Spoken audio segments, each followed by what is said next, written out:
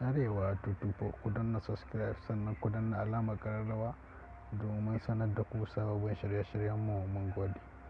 A yau dai wannan gida namu mai albarka za mu kawo muku wani labari wanda ke jan hankali a wannan sati. Da za mu kawo muku labarin wata bazawara ya shekara 38 ta yi wuf da wani saurayi ɗan shekara 20. A yayin da muka samu damar zanta da amarya, ita amarya ta ce ba abin da ta ce wa Allah sai godiya, saboda a wannan duba da wannan zamani bazawara ta sami yaro ɗan shekara 20 to ba ƙaramin dace ba ne ba. Ce to ba abin da ta ce wa Allah sai godiya, domin haƙanta ta cimma ruwa. Madaman ta daɗe tana zabarin wannan ɗan saurayi, sai kuma gashi Allah ya cin mata burinta. Shi ma ango mun samu damar zanta da shi inda ya ce abin da zai ce wa Allah sai godiya, saboda ya daɗe shi ma yana kai hari, sai yanzu haƙa shi ta cimma ruwa.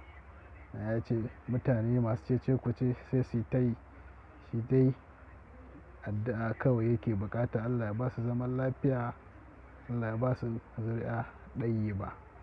Sannan ango ya ƙara da cewa shi abin da ya ja hankalin shi a wurin amaryar nan ma shine duba da tarbiyyarta da hankalinta da sanin mutuncin na gaba, shine ya ja hankalin shi ya auri wannan yarinya.